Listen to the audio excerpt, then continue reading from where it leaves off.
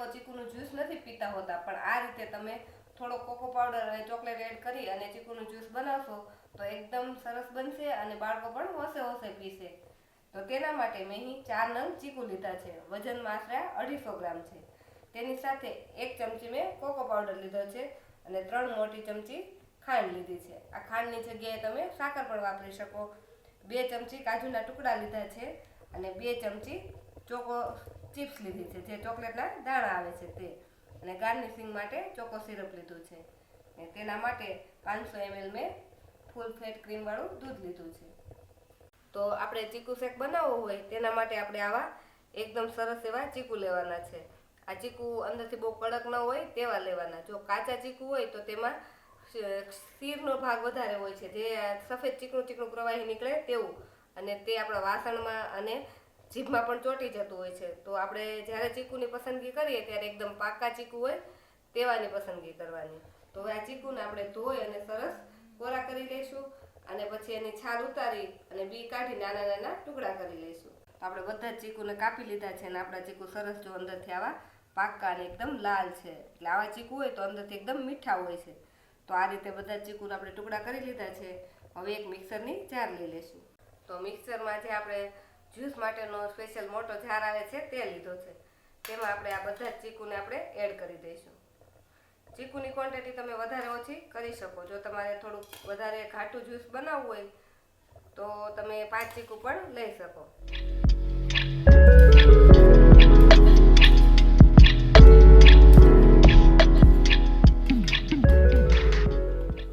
તો આપણે ચીકુ બધા એડ કરી દીધા છે. તેમાં જ આપણે જે કોકો પાવડર લીધો છે તે નાખીશું. આ રીતે આપણે એમાં 1 ચમચી કોકો પાવડર નાખીશું એટલે એનો એકદમ ચોકલેટી ટેસ્ટ આવશે. અને તેની સાથે જ આપણે જે 3 ચમચી ખાંડ લીધી છે તે નાખી દઈશું. હવે આ ત્રણેય વસ્તુ આપણે એડ કરી દીધા પછી જે આપણે દૂધ લીધેલું છે તેમાંથી પહેલાં આપણે અડધું દૂધ એમાં એડ કરીશું. પહેલાં આપણે અડધું દૂધ નાખી અને એને ક્રશ કરવાનું. જો બધું જ દૂધ સાથે નાખી દઈએ તો ચીકુ બરોબર પીસાશે નહીં, એટલે થોડુંક દૂધ નાખી આપણે પહેલાં એને પીસી લઈશું.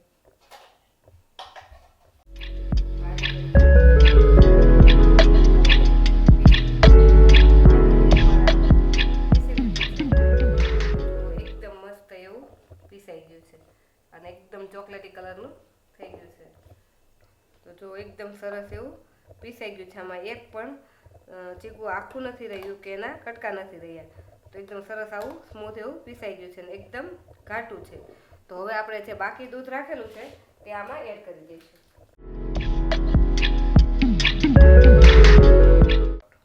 તો આ રીતે બધું દૂધ મિક્સ કરી હવે આપણે ફરીથી આને 5 થી 7 સેકન્ડ માટે જ ખાલી પીસવાનું છે, કેમ કે બહુ વધારે પડતું આપણે એને નથી પીસવાનું, નહીં તો એના પર ફીણ થઈ જશે. કેમ કે આપણું દૂધ ક્રીમ મલાઈ વાળું હતું એટલે એના ઉપર મલાઈ તરત આવી જાય. એટલે હવે થોડીક જ વાર માટે આપણે એને પીસવાનું છે. તો આપણે બીજી વાર પણ સરસ એને એકવાર પીસી લીધું છે. તો જો એકદમ સરસ બજાર જેવું જ આપણું ચીકુ કોકો શેક બની ગયો છે. તેને આપણે પહેલાં એક બાઉલમાં કાઢી લઈશું.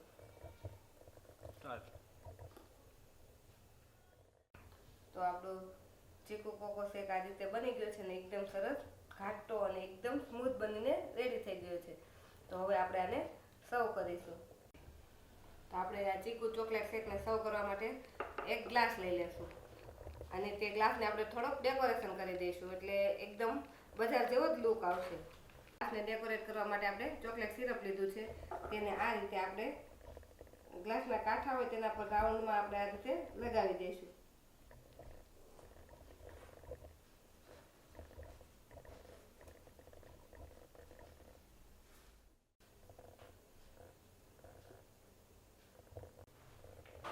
આપણો ગ્લાસ સરસ ડેકોરેટ થઈ ગયો છે. તેમાં હવે આપણે આપણો ચીકુ કોકો શેક નાખીશું. તો આ રીતે વચ્ચે એકદમ ધાર થાય એ રીતે આપણે નાખવાનું, એટલે આપણે જે ડેકોરેટ કરેલું છે તે વિખાઈ ન જાય.